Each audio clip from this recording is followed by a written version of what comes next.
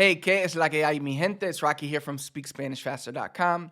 And today, hoy, hablaremos de la conjugación de los verbos en español. Today, we're going to be talking about conjugating Spanish verbs, specifically how to master conjugating Spanish verbs. Now, as you guys probably know, this is one of my favorite subjects. Not really.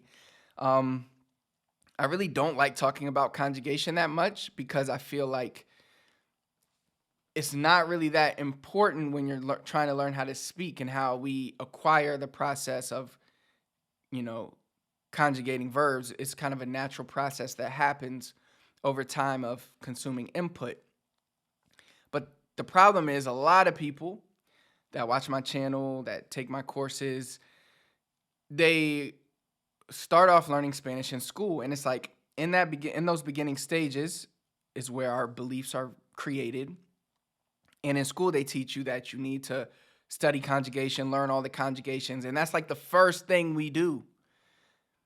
So a lot of people have that, it's a misconception, but they have that belief that they have to learn how to properly conjugate every verb, like before they even start trying to speak or before anything, right? And usually people always ask me, like, I need help with this conjugation. Can you help me? Blah, blah, blah. And usually my answer is just like, hey, stop worrying about conjugation, right? You don't need to worry about that. But that's not a great answer. I'll be honest. It's not a great answer because it doesn't help. It doesn't help the people that have the question. They may need to learn it for school purposes. They might literally have to, because just because you don't want to doesn't mean your test this Friday isn't going to be on conjugation, right? So it's like people still need to learn it. And also, it's like it is ingrained into many people's brains, like, and they're not going to feel complete if they don't study it, if they don't know how to conjugate this particular verb in the yo form, and they will need help remembering it, memorizing it, whatever you want to call it. So that leads to today's video, okay? I want to do my best at trying to help you figure out how you can master conjugation. I'm going to really break it down into a few different exercises and kind of frame of mind, you could say, that I like to have that help me with this.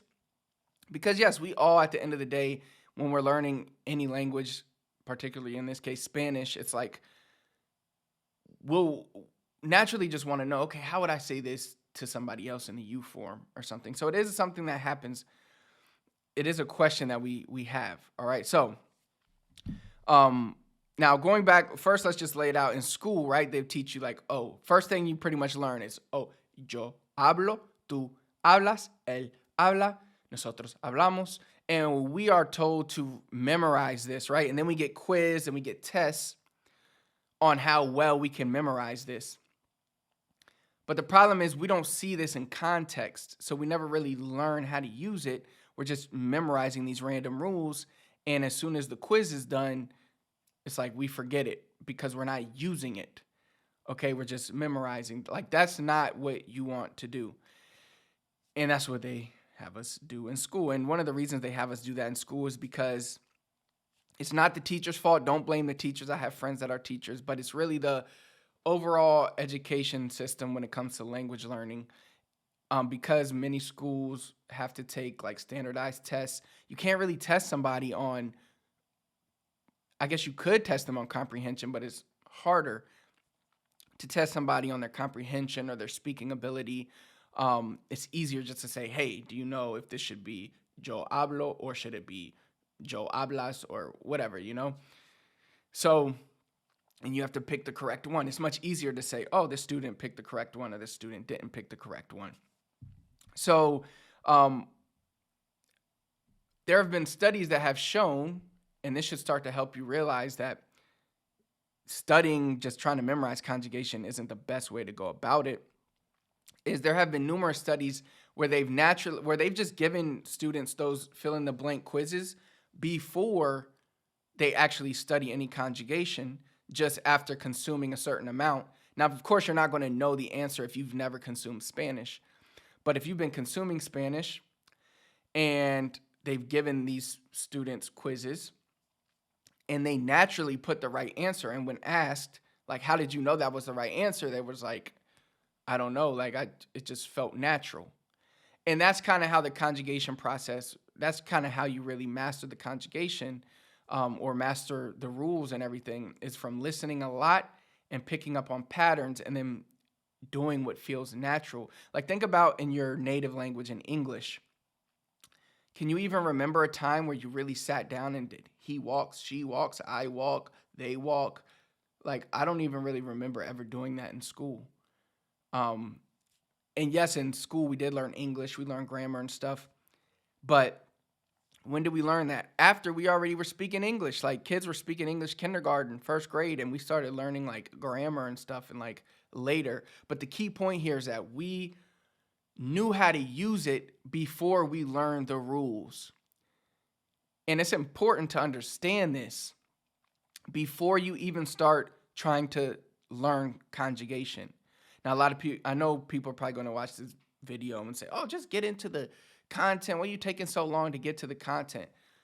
Because it's important to understand the why behind this. And it's important to understand why you shouldn't just try to memorize without seeing context, without really understanding what's going on. And that's why many people never really learn to become fluent in Spanish, because they spend all their time memorizing rather than listening and trying to speak. So they get to Spanish 5. I mean, there's people in my college Spanish class that could write a great paper. They could, they knew all the conjugation rules better than even me. But guess what? When it came time to do a presentation in class, they couldn't really do it well. They couldn't speak Spanish well because all their time had been spent on conjugation. Now, I may not have known all the rules to conjugation, but because I kind of took the opposite route, I pretty much did way better than they did when it came to the important stuff. So focusing too much on grammar rules, conjugation in the beginning really will hinder your Spanish, because it will prevent you from doing what you should be doing, which is consuming, listening. Okay, Rocky, that sounds great and all, but how do I learn conjugation? Right? It's hard for people to realize that it's a natural process. But let's say you have an intent, like you really want to learn specific conjugation, okay? What we need to do here is we need to reverse engineer the process. So what do I mean by reverse engineer? What I mean is, instead of studying all the conjugation rules first and then being quizzed on it first, seeing if you can naturally get it correct, and then back checking your answers. If you got it correct, why did you get it correct? If you got it wrong, why did you get it wrong? What should the answer be?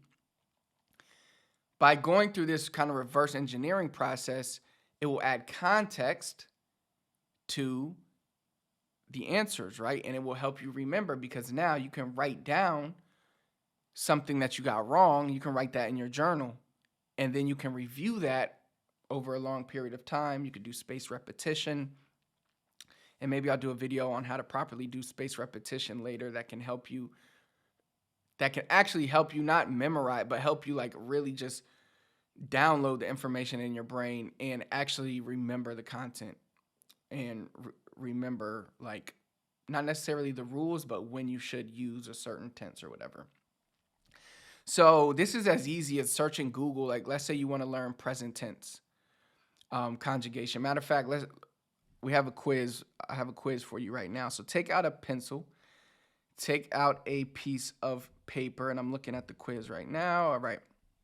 So seriously, grab a pen, grab a pencil, whatever you need. Pause the video, go grab that, grab a piece of paper. I'm going to give you 10 questions. We're going to be focusing on irregular present tense, okay? So irregular present tense here. So let's say you have to learn, by the end of the month, you have to learn irregular present tense. How would we do that? Well, one thing you could do is just search Google, like to reverse engineer this process, and search irregular present tense verb quiz. And you'll probably come across some verb quizzes and stuff like that. But let's kind of go through a quick quiz. And if you have any specific, maybe grammar rules and stuff that you need help with, comment below, because we can do it together on the channel so I can make sure you're doing the proper reverse engineering process. All right. So write down. So number one, all you have to do is write down what you think the answer is. All right. Yo blank. And we're using the verb ir here. So it'd be yo voy, yo vas, yo va. Like, I want you to put what you think. So yo blank al supermercado. So I go to the supermarket. Ellos blank estudiantes. Tú blank un regalo a tu amigo. Nosotros blank la tarea. So again, you should be putting the present tense verb or conjugation of the verb you see here. So it should be nosotros either hago, haces, hace, hacemos, hacen. All right. Ustedes blank una fiesta, using the verb tener. So y'all have a party. Ella blank una película. She sees a movie. Ustedes blank la mesa. You all set the table. Yo blank la respuesta. I know the answer. Él blank hablar español. Ellas blank ir al cine. Okay, so now we're going to run through these answers. And number one, we'll see if you got them correct. But then I'll explain, why they were correct. Okay, yo voy. So I go al supermercado. Ellos son estudiantes. So son here. It's not somos. It's not es. It's son. Tú das un regalo a tu amigo. Nosotros hacemos la tarea. Ustedes tienen una fiesta. Now, what you would want to do here is if you got one of these wrong, let's say you just randomly put tú da un regalo a tu amigo instead of tú das. So what you could do now is you could go to the conjugation table for the verb dar, and you would see it would say doy, das, da. And you would see, the tú form of dar is das. That's why it's das. So now what you would do, now you have context. You give a gift to your friend. So now you know tú das is you give. So you could write this down in your journal if you got it wrong in your little notebook. Tú das un regalo, you give a gift. So now there's context behind why it's tú das. All right. Now the next, ella ve una película. Ustedes ponen la mesa. Yo sé la respuesta. Él puede hablar español. Ellas quieren ir al cine. So again, did you get them all correct? If you did, how did you know they were correct? Right? Did it just, if there's one that you say, I don't know, I just naturally put the right answer, then maybe you still want to look that up. Like, okay, well, let me verify why was this the correct answer? Oh, I see, because ponen is the plural form for ustedes. It's the proper conjugation there. It's the plural you formal form. Okay? See, I can't even barely even remember all that. It's just not important to know, like, oh, this is the you formal. Like, that's why it's important to go through this and then, like, use it to fact check. You use the test to fact check yourself. to verify if you're right or wrong. Test first. Challenge yourself first. Consume content first. And then back check, well, why? Like, let's say you're listening to a song, and I have some song lyrics we'll go over in a second. Let's say you're listening to a song and you say, I know what haces means to you do, but why did this song use haces right here instead of hago or hace? And then you can look up the translation. Oh, because he's saying you do. And haces is the you form of hacer. Oh, now I get it. That gives you the context you need to help you memorize it. Because now you know song lyrics are super easy to remember, right? Because there's a lot of context with it, goes with the flow. And if you learn this word within the context of that song, then it will help you memorize that word or help you remember. I don't like using the word memorize, like remember, all right? Because we're not memorizing here. So the whole point is to challenge yourself first and then review and check why. All right. And really be curious. I think being curious is very important when you are learning a language because it will always keep you asking questions.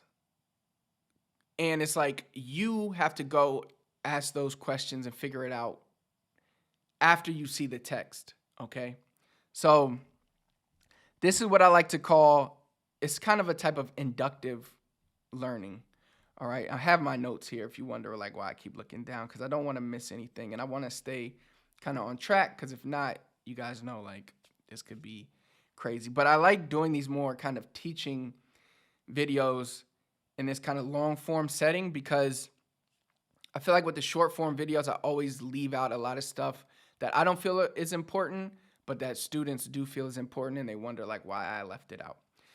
So this year I want, like I mentioned in one of my earlier videos, I want to spend more time going deeper into the lessons to really help you guys and help you understand everything. Really not having really scripting anything for my videos. Of course, having like a lesson plan, like traditional language learning, but approaching it from a way that would be more effective than traditional language learning.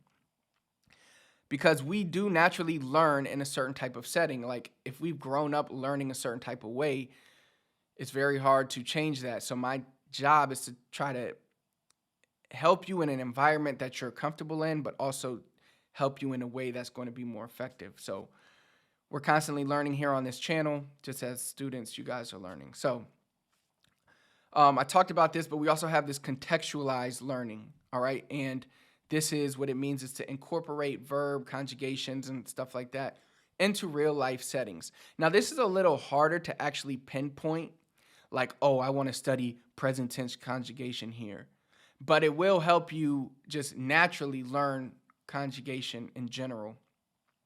So here we have one of my favorite songs. This is a classic song, okay? It's called Obsesión by Aventura. Now, a lot of if you're learning Spanish and you're learning like Puerto Rican or Dominican Spanish, then you know who Aventura is probably. Famous bachata group. Unfortunately, I don't know if they're together anymore, but I know they've caught back up to do some songs together or whatever. But we're going to look at the lyrics of this song. Pretty beginner type of lyrics, and it's going to be very helpful for what we're trying to do here. So let's just read through it. I'll try to read through it without singing, because as soon as I hear like the rhythm, it's like I just want to sing this song, but I can't sing. So, so it's son las 5 de la mañana y yo no he dormido nada.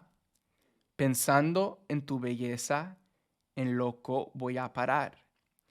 El insomnio es mi castigo, tu amor será mi alivio, y hasta que no seas mía, no viviré en paz. Hoy conocí tu novio, pequeño y no buen mozo, y sé que él no te quiere por su forma de hablar.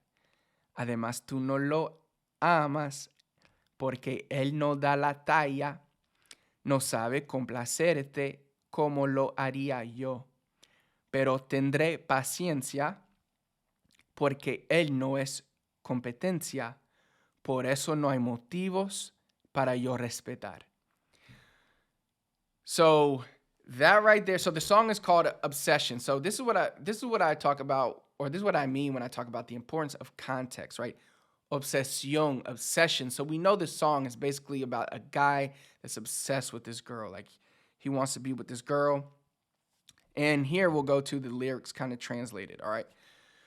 But let me go back. I have underlined all the verbs here.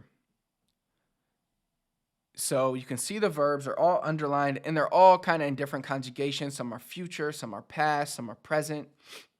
But we learn here, first thing we would do is, hopefully you would know what some of this already was, but you could always decode the text so we can make it comprehensible.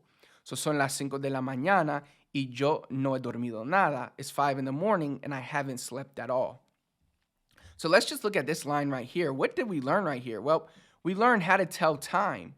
Son las 5 de la mañana. It's 5 in the morning. So some people might say, why do you say son las 5? Why is it son las 5 to say it's 5 in the morning? And then you would probably do a little research on that and you would find out that, and I have videos on this channel talking about how to tell time in Spanish, but you would find out that when we're talking about time, we use the verb ser, and we use son for all the hours that are plural, all the hours that other than 1. So 2, 3, 4, 5, all the way up to midnight, noon, whatever. Son las 2, son las 3, son las 4, son las 5 de la mañana, in the morning. No he dormido nada. I haven't slept at all. No he dormido nada. Pensando en tu belleza, loco voy a parar. El insomnio es ser, okay? Insomnia is. Insomnia third is like a third person here. It's it. Insomnia es mi castigo. Is. So we know es here is the third person present tense single form of ser. Tu amor será mi alivio. So here, your love will be, será, will be. Okay, so now we know, wow, so if you have the verb and you add a behind it, then it's probably future tense. Oh, wait, there's an example in the next one of another future tense. Y hasta que no sea mía, no viviré en paz. So again, we have the verb vivir, and then we have a letter behind it, so that's I will. Oh, so that's the difference here. What's the difference between será and vivere, even though, of course, they're different verbs, but one is love, your love, which is third person here because it's your love, will be, it's a in the third person, but I will is e, first person, okay?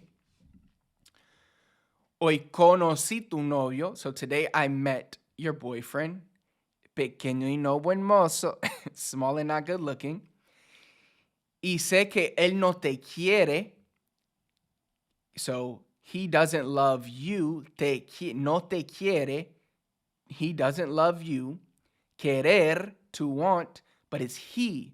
So it's quiere. Oh, okay. But why is the te there? Oh, because he's talking about you. So now we have pronouns being direct objects, indirect objects starting to come into play. Por su forma de hablar. Además, tú no lo amas. You don't love him. Besides, you don't love him. No lo amas. So now we see the verb querer and amar mean love. So you might want to do some research. Well, why would he use different forms of amar there? How do they both mean love? And I've done a video on this. Querer versus amar. So check that video out. Porque él no da la talla. Él no da. He doesn't give. Or, well, for here it means he doesn't measure up. Dar la talla means not to measure up, I mean. So no dar la talla means to not be able to measure up. All right? No sabe complacerte. He doesn't know. Why is it not sabes? Because it's he. So sabe, complacerte. Here's another thing you'll learn. A lot of people, whenever they say he knows how to do something, because we want to translate it directly in English to Spanish, we'll say, no sabe cómo complacerte. But in Spanish, we don't put the como there. So if you say like, I know Spanish, or I know how to speak Spanish, you don't say yo sé cómo hablar. You just say yo sé hablar español.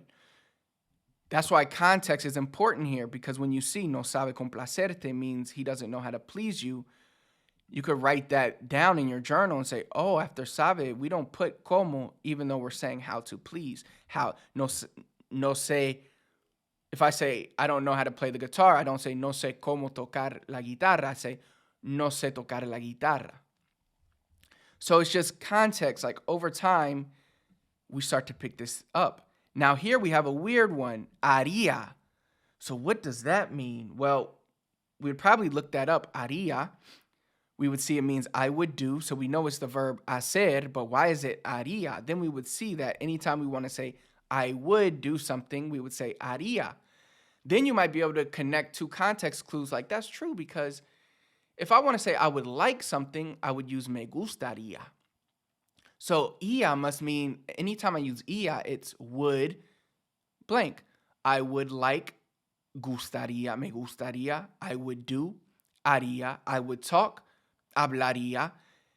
Okay, so things should be starting to click there, right? And you would, if you needed more help with that, you could dig in to that. But again, now you have context to help you remember it. Pero tendré paciencia. So again, here we are back with the future tense.